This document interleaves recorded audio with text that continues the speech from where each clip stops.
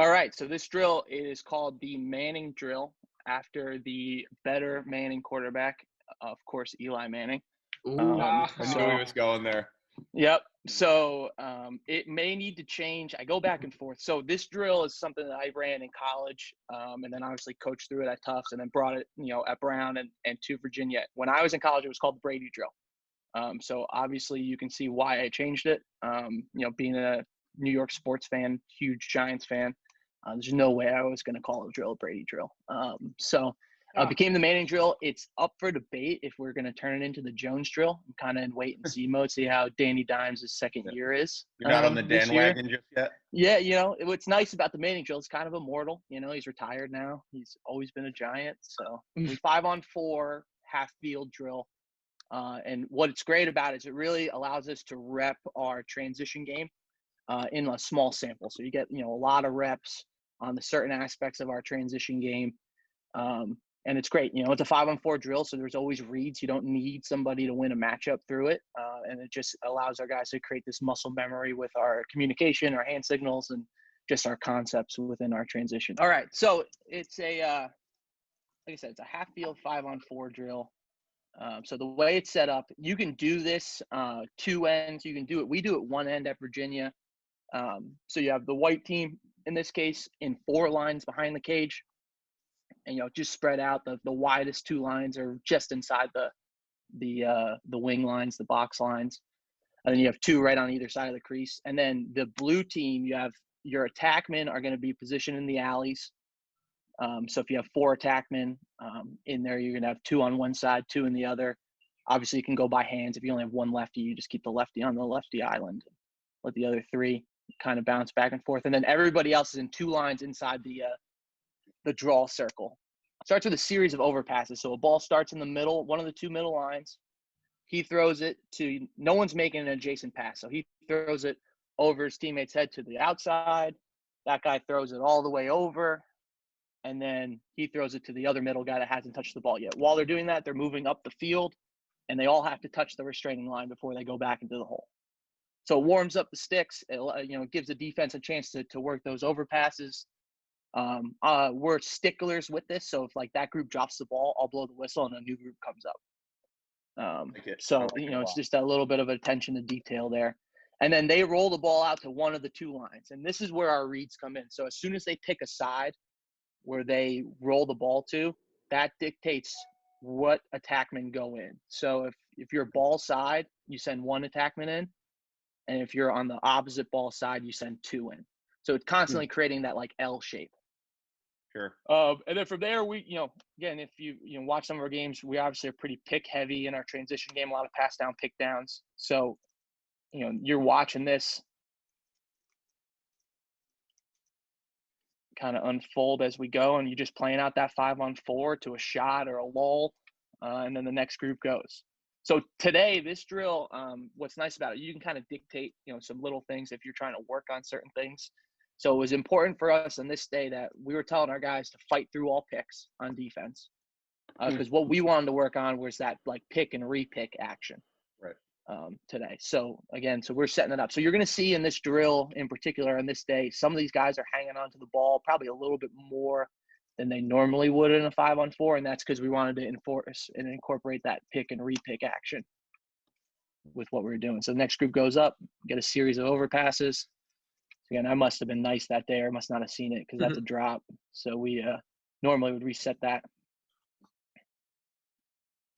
Coach, can I ask an offensive principle question, especially for you got some high school coaches that follow our show here, and maybe some club coaches and stuff that work with kids who are just learning the concept of maybe setting a pick in transition. Why do you do it, and why do you feel as though that allows you to kind of create offense in these types of settings?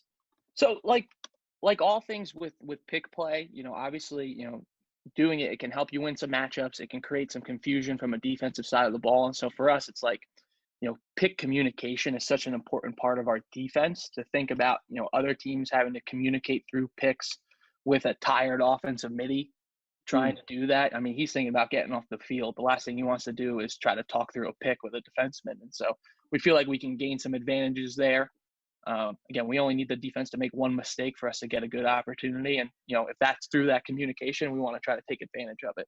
And then, the space aspect of it, when you're in transition, odds are it's odd number situation or lesser numbers like a 5-on-5 or 4-on-4. So you have a little bit more space to operate.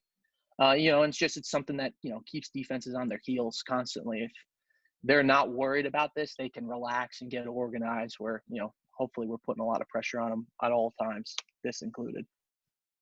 Sean, you can let it run. But one thing I noticed that I really liked is that other midi that's coming down without the ball. It looks like he's kind of like crashing down the back pipe.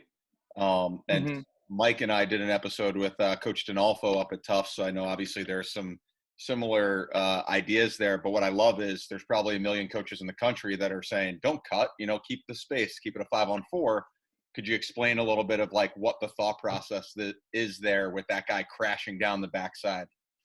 Yeah, I mean, it's amazing what that cut can do, right? And even if it's not somebody you're necessarily looking to back up that high you're doing. Yeah. Sorry, Sean. That's just literally like a load right of. Yeah, this cut is sick. Sorry, Sean. Keep talking about it. Yeah, it's perfect. Right, and again, you can just see on this one is a great example of how that cut can sink in. And we're telling our offensive guys too. We want our attackmen to have the ball. So, I mean, that's what they're paid to do, right?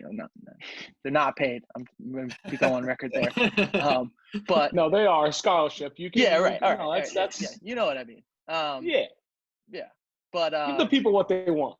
Exactly. So to us, it's like, all right, so why are we going to ask a D-mid that just played a ton of defense to stand on the perimeter and look to get the ball when in reality we can make his job a lot easier. Hey, cut the crease. If you're open, we're going to give it to you. You gotta dunk it as opposed to hitting a step down. And then it opens up these lanes for our attack to essentially pass the ball to each other and look for each other across the field. So your O middies are in white. We have attackmen. I mean, that's Ian Laviano right in front of you here. So he's playing defense too. It's one of those things. We want all of our guys to do it. So this is a team drill. Yeah. Oh yeah. Yep. And so then we have all of our O middies, all of our D personnel. They get to be in those two lines up top, and again working with those attackmen. So trying to simulate that defense to offense. And about halfway through the drill, we'll run this drill for about 10 minutes. So at the 5-minute mark, we'll switch, put the blue team behind the cage, let the white team come up. I love it. Again, we probably are hanging on to that ball a little bit too long in this one, but again, we wanted to really work on that pick and repick action. You didn't want to work on the cut in your offhand, backhand, flip finish? Yeah, well, I mean, those are the nice silver linings of this drill. We get to work on those skills as well. I just love the willingness there. Like they're feeding that pole on the pipe. That's great. Yeah, and it's we are definitely overzealous to feed those guys. Sometimes we gotta make sure we're looking for our attackman teammates as well.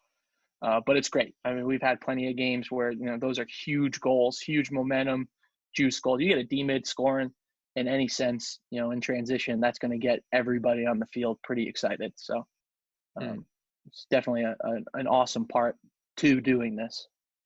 I love how he just jumped it. The white guy just jumped it. Yeah, and we'll give our guys all that freedom. Like I said, we'll dictate a little bit on if we want to see, certain things. Our guys are smart kids and they understand how how drills work and how to be successful in them. So if we don't give them any direction, our defense will get into a box. They'll be super organized. They'll pass off all picks, and so we feel like to get that actual realistic look where a close defenseman doesn't want to switch with an offensive midi, we'll tell them, hey, we're going to fight through all picks today, or, we're going to work this action. We're going to do all up picks for the dodging midi coming in transition, things like that you can, tweak and tailor to what you want to work on. I love it. Great drill, Coach. Really cool. Yeah, this is cool. And so how often are you guys doing that drill, Coach?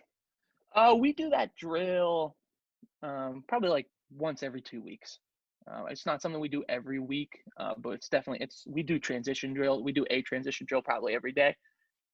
If not, we'll do it for 5 out of the 6 days of the week. We'll do a transition drill, and we have a bunch. So that's just one of them. It's a good one to have like end of the week when you're not really trying to gas anybody.